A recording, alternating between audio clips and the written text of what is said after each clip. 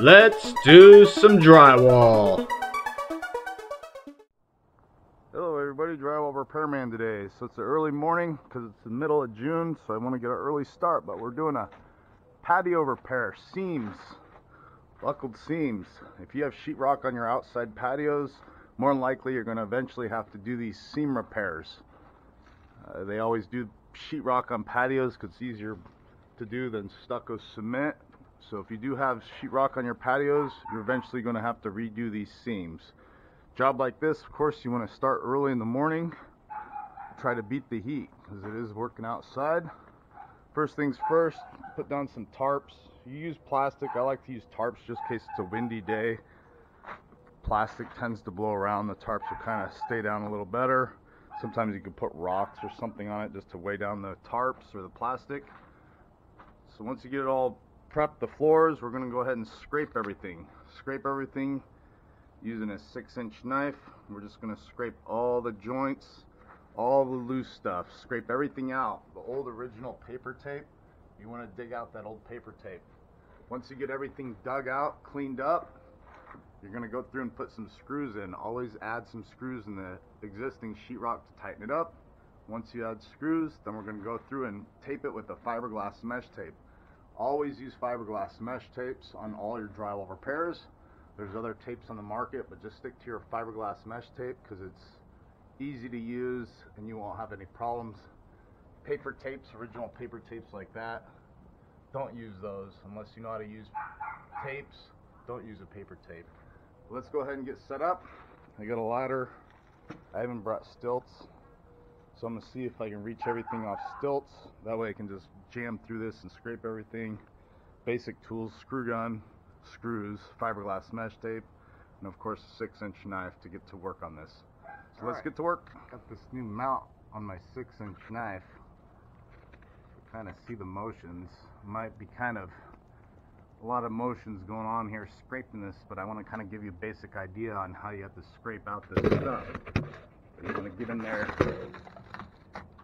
really scrape all this loose stuff. Get in there and get all the stuff out. Pick at it, 6, get it all out of there. Look at that. This whole seam will buckle out. It's an old seam, so you want to get all the old loose stuff out of there. Get everything scraped up really good. Let's see how old it is. It just comes right off. But get this scraping, get everything scraped off, all the loose stuff, and then we can turn around and add some screws. Add plenty of screws in the sheetrock.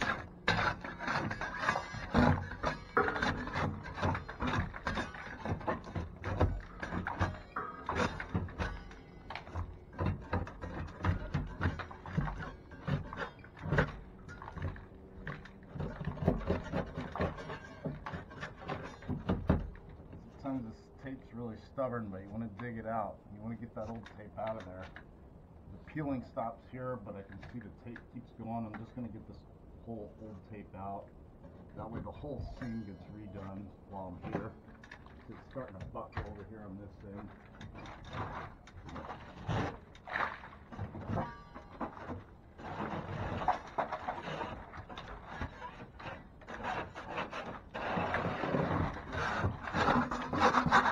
All that loose stuff out of there.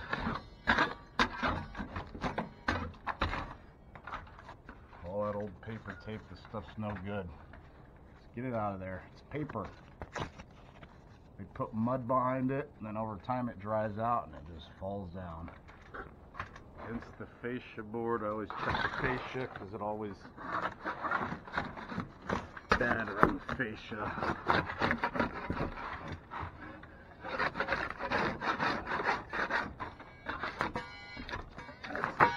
Seam you taped against the fascia board to get all that old paper tape out of there. Sheetrock's loose here, so that's why we're going to go and put screws in it.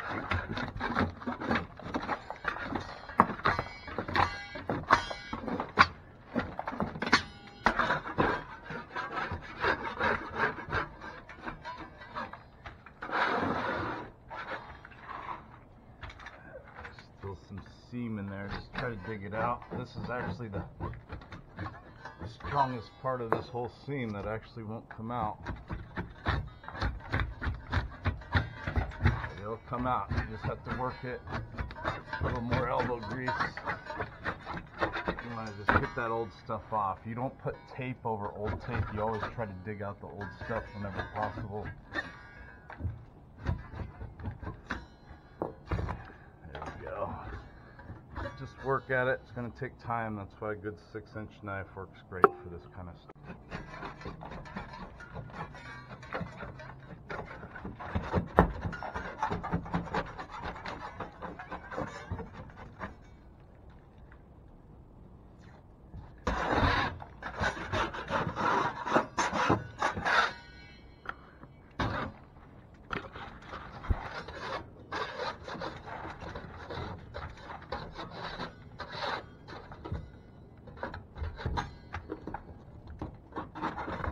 All that loose stuff out of there. That's why you want tarps down. It's a big mess. You're always going to have a mess. Always something to sweep up, but you want to try to catch most of your debris. Double check everything. So you got the whole seam dug out. All these definitely need screws put in because the original's nails, and it's loose sheetrock. So we're going to have to tighten up the sheetrock with nice screws.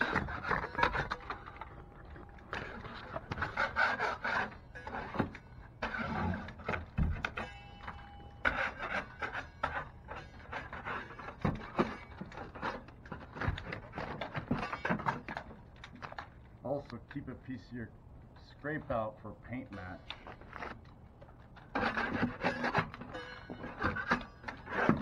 On the patio I recommend doing a gloss paint. Don't do flat paints on patios. You want some protection on a patio from the elements. Double check everything. Make sure everything's straight, really good on the side.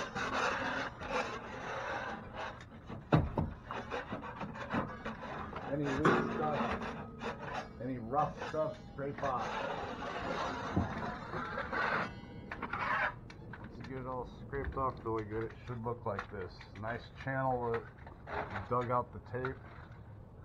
This against the fascia board. If there's caulking on the fascia board, just take your 6-inch knife, scrape it out. The lighting's kind of goofy here because it's really early morning. Scrape it out, scrape it out. Working on these stilts makes everything go a little quicker. If you're doing up and down a ladder, no problem. Just use a ladder. But see how there's caulking in here? Against the trim, wood trim, just get that caulking out of there. I might re-caulk this after I'm finished. A nice tight bead of caulking. Or a painter, before they paint, they should caulk this in where it's stucco meets the drywall. But everything's scraped out, so now we're going to go ahead and put screws in it. Plenty of screws. This is a butt seam, so I need screws on each side.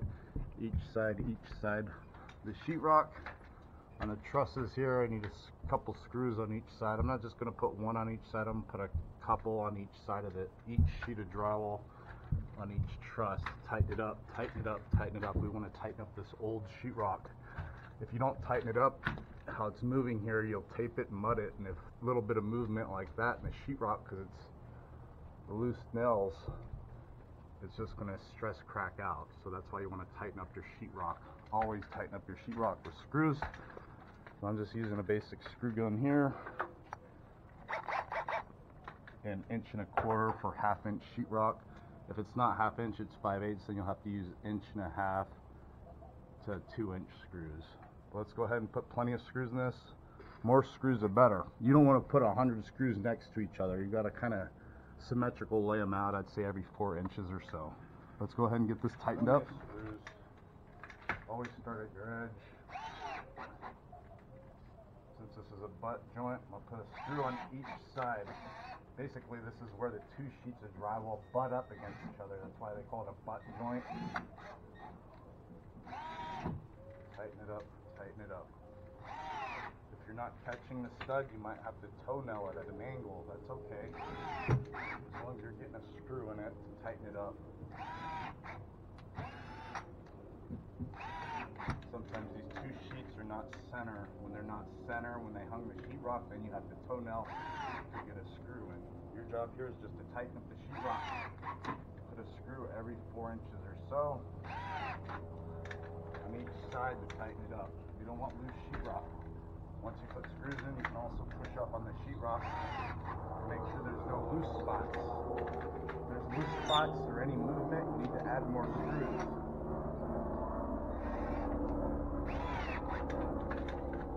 You need to add more screws. Instead of every 4 inches, put them every 3 inches or every 2 inches. Just add more screws until it's nice and strong. There shouldn't be no movement in the sheetrock at all. Worst case scenario, if there's no stud here, you might have to open it up and actually put a piece of wood in, but that's worst case scenario. And that's only done if they hung the sheetrock incorrectly and they didn't do a stud on center. Stud on center, that's the truss, right on center. That's a proper way of hanging sheetrocks on center when you do butt seams.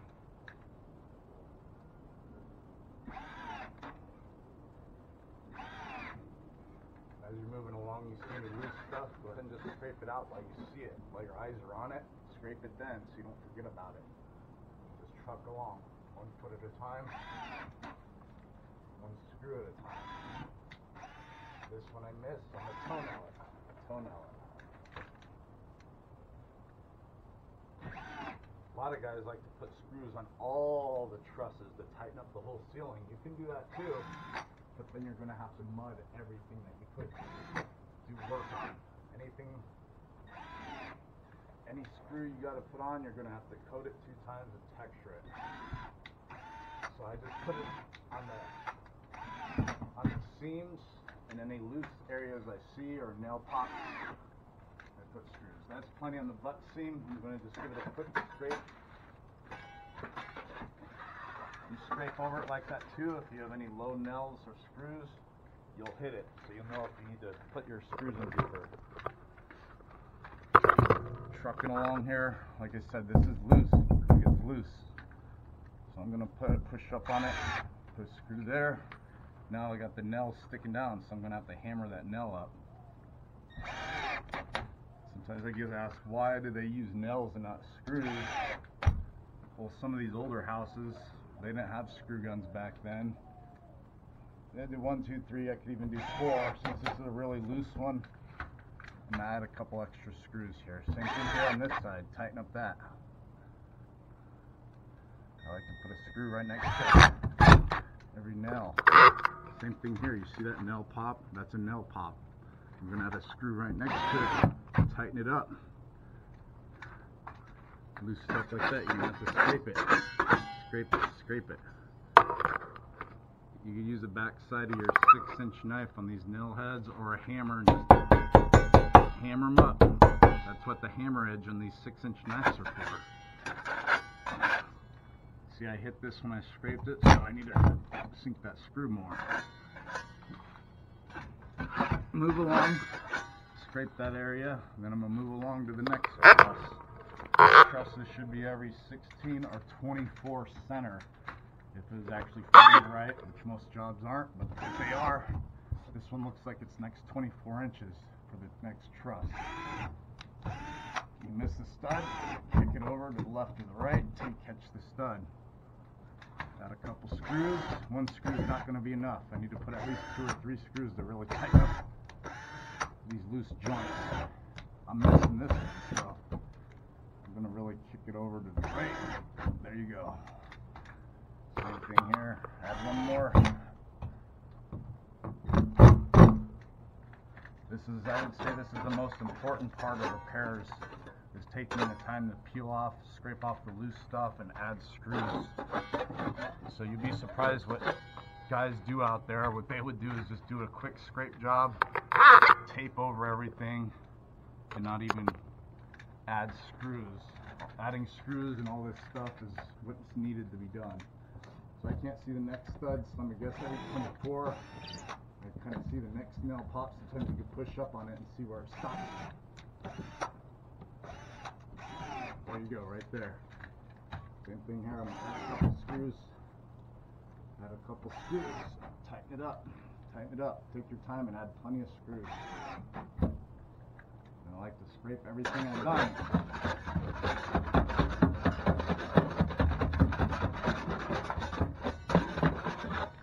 Little loose stuff there, get all that loose crap out. This one I see a couple nail pops. I don't know if you can see it, but a nail pop here and a nail pop there, so I'm just going to put a screw right next to it. Tighten up this field. I guess you'd call it fields.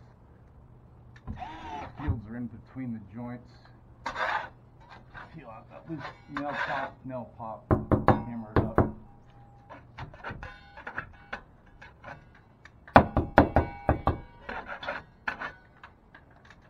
Moving along. Getting to the end over here to the fascia. So one more truss here. Add screws.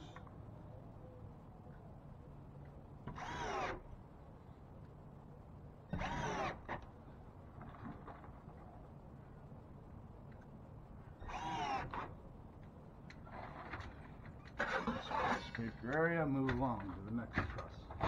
This is the fascia board, so this is real loose, so I want to definitely tighten up the fascia. There's a stud that runs along the fascia, so we're going to put plenty of screws here to tighten up the loose fascia.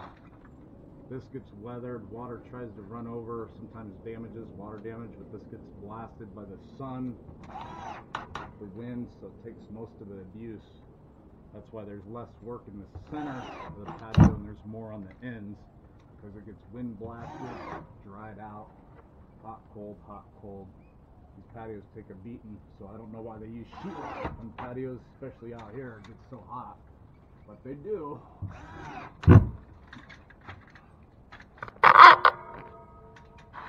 more feet here. Any loose stuff, just get it out of there. Basically, we're just getting the area ready for mudding, taping and mudding. Nice secure sheetrock, everything's scraped out, all the loose stuff. Nice and tight sealing. So this is just refinishing patio, very common job. You'll see on my channel I have several videos at patios. I might even do a whole playlist just for patios because there's so many of these that I do.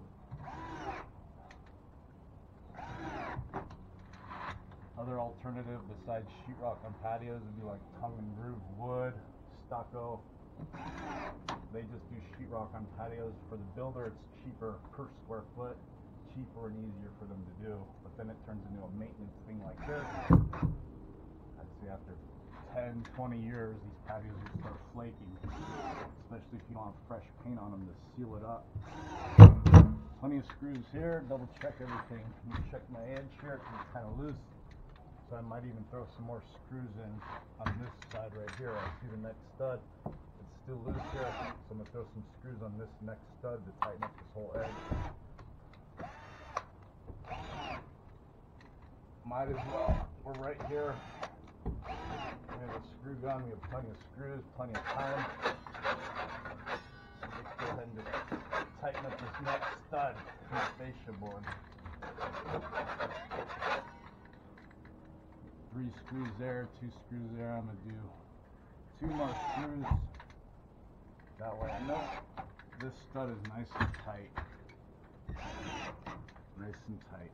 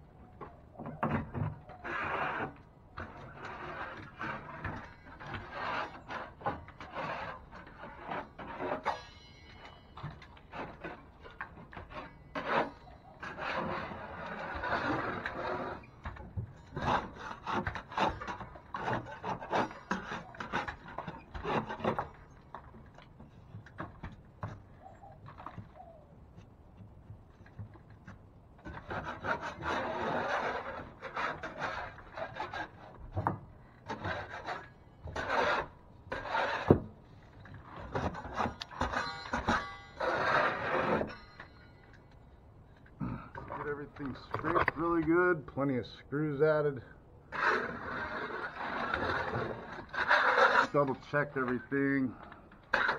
All loose stuff keeps it scraped off. It's always going to keep scraping, so you just gotta make a stop point. But it's all ready.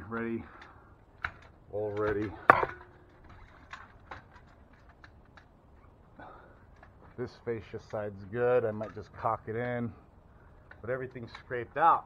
So my next step is fiberglass mesh tape. Fiberglass mesh tape. Always use fiberglass mesh tape.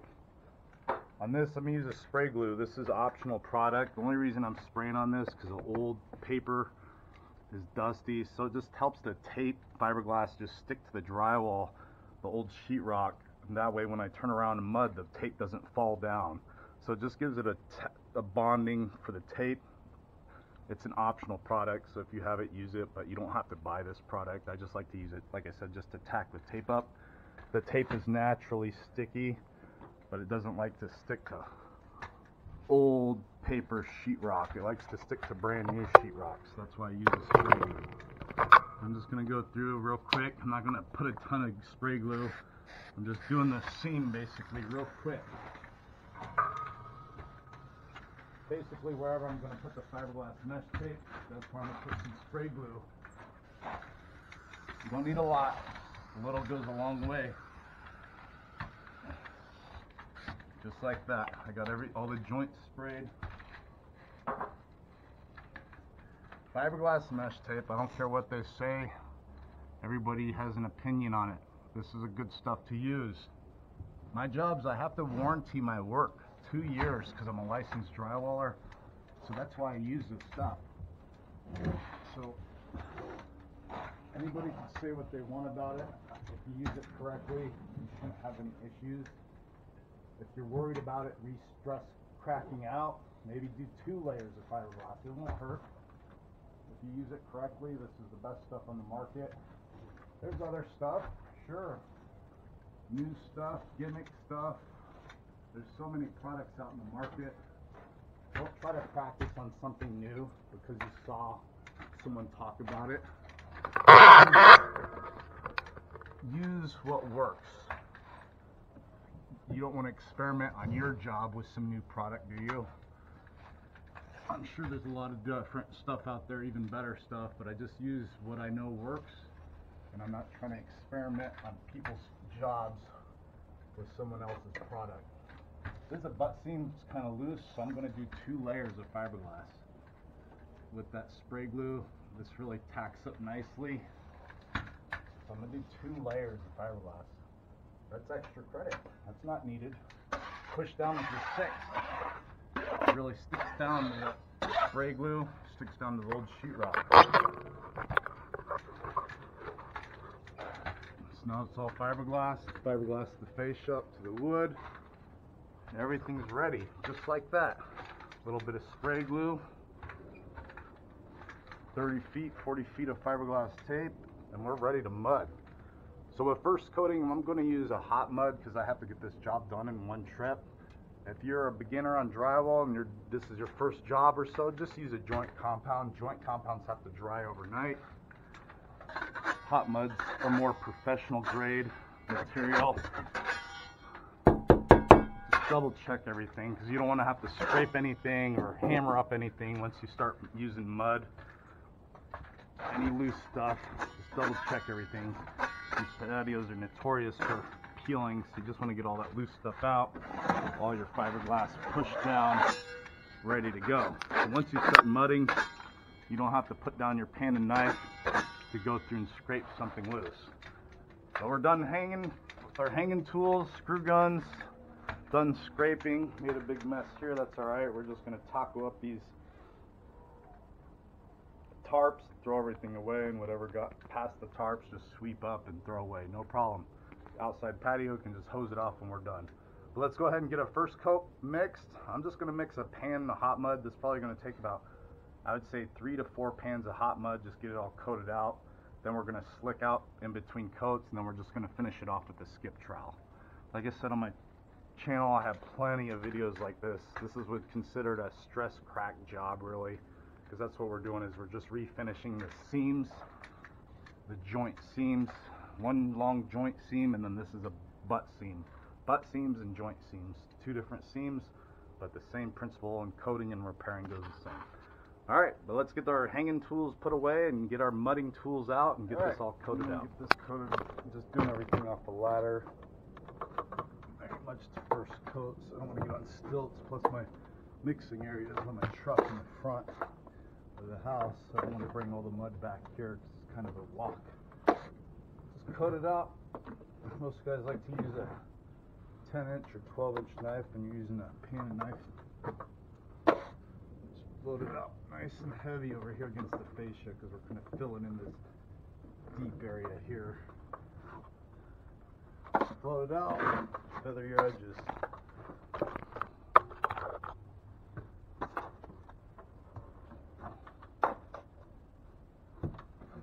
This is a hot mud. Like I said, just use a joint compound. The best mudder. If you never mudded before, you should never use quickset mud. It's more of a professional grade material. I say that because if you make a mistake with hot mud, you're stuck with it. At least with the joint compound, you make a mistake, you can sand away your mistakes.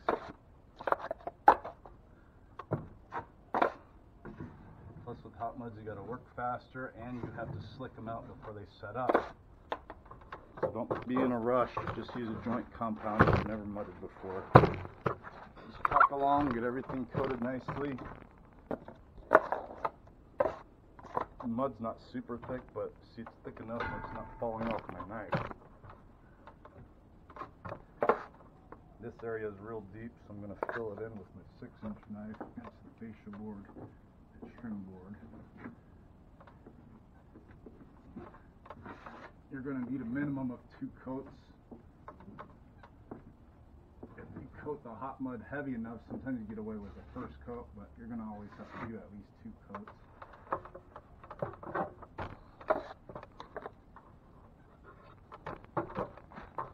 Just keep moving along. So that's why I like to use stilts, because I don't have to go up and down a ladder 100 times. So we're just going to get this coated real quick. Just keep moving along, moving along. Nice channel there. I don't have to get crazy with floating it out. I can almost fill in the channel like that. Fill in the channel. You just got to fill in what you chipped out. You don't have to get crazy with trying to blow everything out, float it out. Fill in the chip nail holes.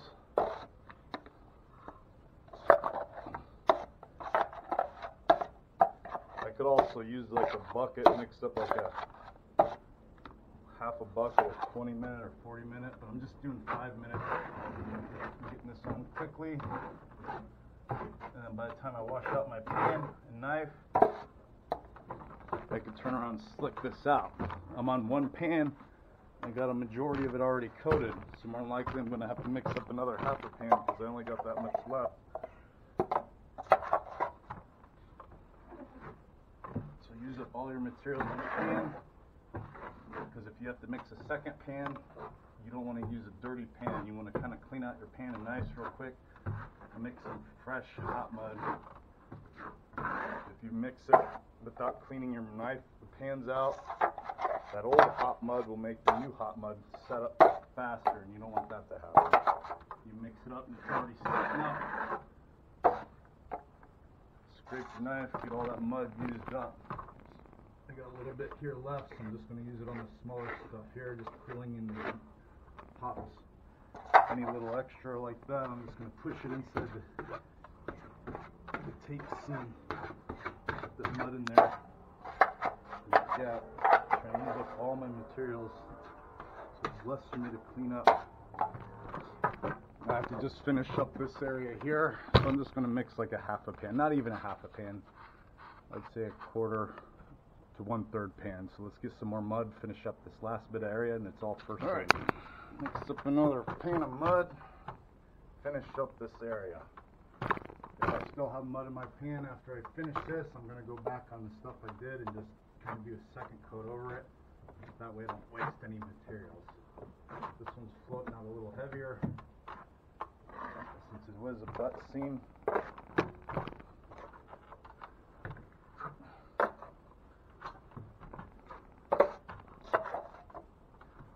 Basically, you got to put mud on anything you chipped out. Not putting it on super heavy. It's easier to add another coat than it is to take off a heavier put on mud too heavy. With joint compounds, you would have to sand. Nobody wants to sand, so you don't want to put the mud on too heavy. This is a hot mud, so I just slick it out in between coats. And that'll be the next step after I get this mud on. Just have to finish up this little bit area.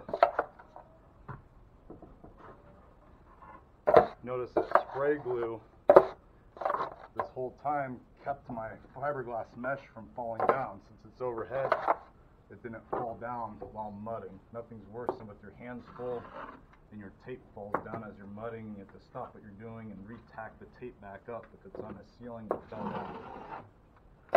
Everything's coated. I still have a little bit of mud in my pan. I'm not going to waste this mud.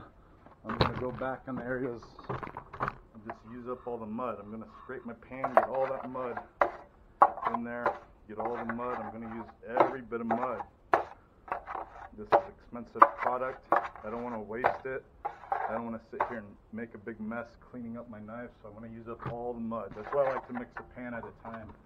That way I know I get it all on and less waste. Sometimes you go mixing a half a bucket or something, you didn't use a half a bucket and you end up having to scrape out the bucket and cleaning it up, hosing it off. Of course, if there was 2 or 3 guys here, you'd want to mix a bucket of mud. That way you guys can all just get it all done. A little bit more mud here. I'm just going to fill in kind of like a second coat over this.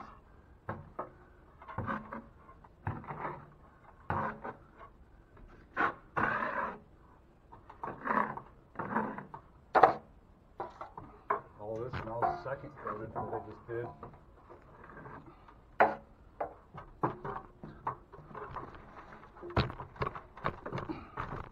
So I'm going to turn around, clean my pan and knives really well, and then I'm going to follow through with a wet sponge and 6-inch knife and slick out everything. But go ahead and clean out your tools. Don't let them, don't put your tools down and forget about them. You got to clean them up. Get all the mud off your knives right away. Alright, this is setting up. Take your wet sponge. This is a slick out technique. I only use this technique for hot muds. If you used a joint compound, you're just going to have to let the joint compound dry overnight, and then you're going to have to sand it. Damp sponge, 6-inch knife, slick out technique. You got to do this as the mud's setting up. You don't do it after it fully sets up. Like this is a 5-minute mud, so it's been about 5 to 10 minutes. See how it slicks out? I'm taking off the extra mud, getting rid of the edges. I compare this to like a wet sanding technique.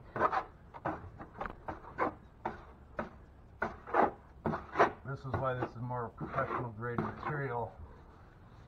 On the bags it says easy sanding, but you don't sand hot muds. I'm sorry. If you sand hot muds, good luck to you. It's like trying to sand cement. It could be done, but you don't want to do it.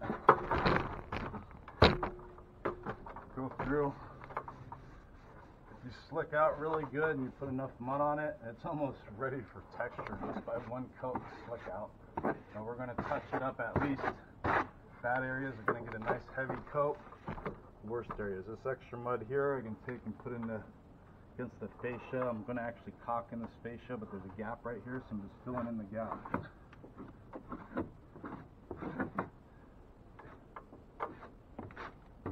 I'm going to caulk in where the drywall meets the wood fascia. Should always be caulked in before you paint. Past your edges, I like to take it to the old sheetrock to get any dust, because I know my texture is going to go right there, so I'm going to get rid of any dust. Basically truck along and get everything slicked out. Sometimes you can take this extra mud you slicked out with and go over it to fill in any spots. Go past the area to get all the dust off so your texture will bond to the painted areas. Since there are layered dust on there, you want to try to get that dust off whenever possible. Just keep trucking along. On a ladder, you can just do as far as you can reach out and move your ladder. Notice I'm going the opposite direction that I coated in. You don't have to, you can go any direction. Your goal is just to get that extra mud off there. See, it's almost set up like a cement. It's really strong. I can't even get it off my knife. That's why these hot muds are more professional grade material. Once they set up, yeah, they set up almost like a cement. That's why they call it hot muds, because once you add the water, it chemically sets the material and it gives you work time. That's why you see 5-minute, 20-minute, 45 on the bag. That's basically the work time you get. And then you have to slick it out in between. You don't just do a first coat or a coat of hot mud and then walk away from the job. You have to slick it out before it sets up. So if you don't plan on finishing the job in one trip, don't use hot muds. Joint compounds dry overnight. With a joint compound, you can sand away any mistakes. And if you don't mud every day, you're going to make mistakes. More likely, you're going to put the mud on too heavy. You're going to have to sand away any gouges, any bad areas. That's why it's easier to work with joint compounds if you're a beginner. Sponge all this. Remember, I did a second coat over this already with the extra mud, so this looks really good over here. Mud's starting to drag. My sponge is getting dry, so sometimes you're going to have to re-wet your sponge or flip it over. That's why you want to work this material before it fully sets up, because this area is really set up over here. So it's starting to drag. It's not slicking out as easily as the first area. So it's dry. Against the stucco here, I'm going to also caulk in this area. Do it tight. It's rigid around that stucco. Take some of that mud here and I just fill in that gap. Almost like I'm caulking it, but I'm just using the extra mud on my knife all through.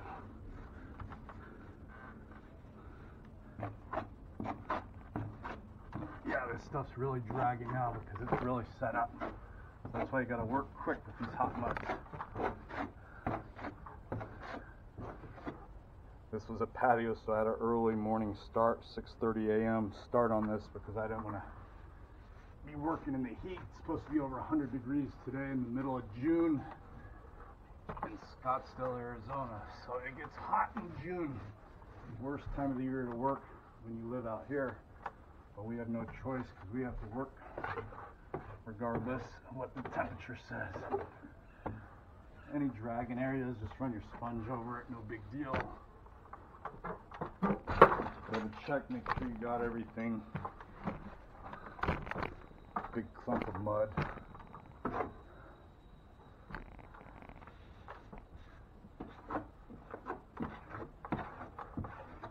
You know, this was done real well with only one coat, so I'm just have to go through and I'm just going to touch it up, honestly. But before I touch it up, I'm going to take the caulking gun. I have some caulking. There's a big gap over there at that end, so I'm going to caulk that in. I want to caulk in that area. I'm basically going to run a bead of caulk where this 1x2 trim meets the sheetrock on this side because it's cracked out, plus the fascia board. I'm going to run a bead of caulking there.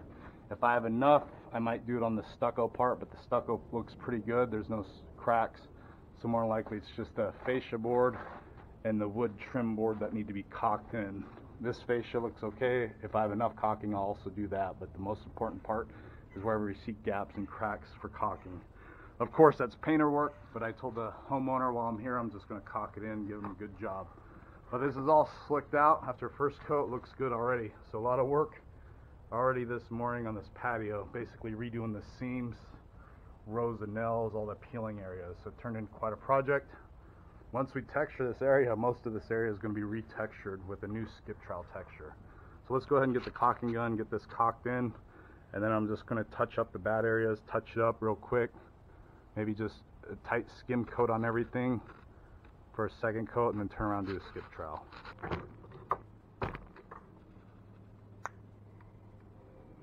Big gap here.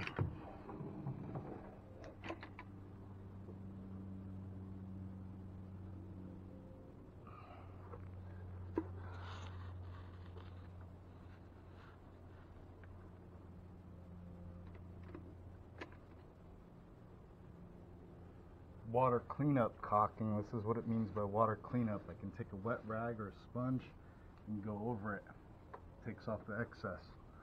You always use water cleanup caulking for drywall, baseboards, stuff like that.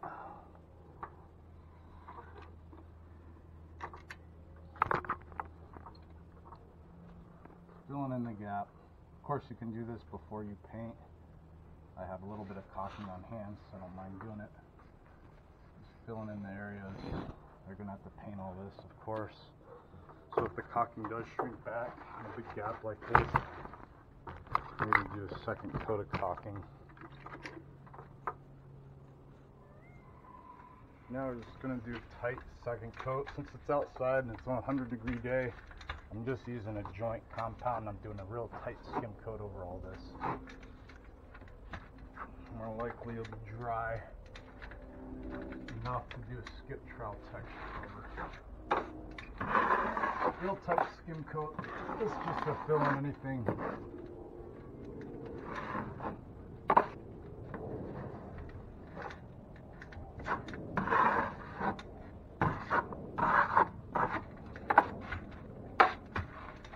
Just get everything second coated real tight, then you'll be ready for texture.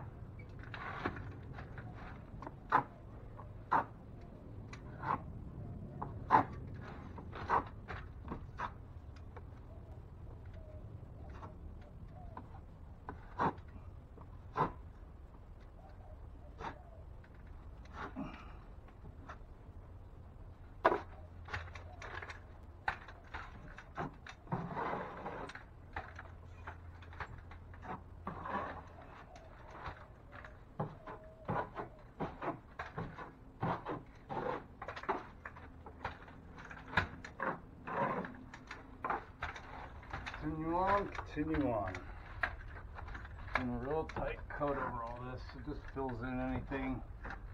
You probably just texture it as is, but this skim coat just fills in any chatters, waves. Old sheetrock on the patios, wavy, and this just fills it in. If it wasn't 100 degrees outside, of course, I'd use a hot mud since it's so hot. With a tight skim coat like this, it'll be set up enough to turn a texture right over it.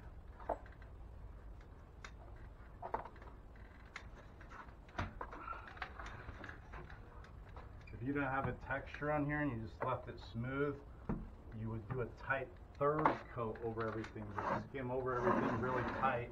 If you wanted to make this patio smooth, because the texture was real rough, you'd do the same setup. Do 2 coats and then skim it real tight and just leave it smooth. So it's pretty much the same process for all drywall, just coating. 1 coat, 2 coat, 3 coat, 4 coat. On this last area here, a little heavier here in the mud since it's so deep, and always take a coat past your original coat. So always go past your first coat. It's pretty much all touched up now. All touched up. So now I'm going to take a break. I'm going to clean up my tools, get everything done here, get my texture ready, give this some time to set up. I'm in no hurry, so I'm going to make a couple phone calls, do everything I need to do, and let this second coat set up really well, and then we'll just do a texture right over it with the skip trowel. Alright, give this a few minutes to set up. It's still damp, but it's dry to touch on the top, so it's good enough for skip trowel. Skip trowel. Basically got it all finished up. Looks good. We're going to let this patio dry overnight. The next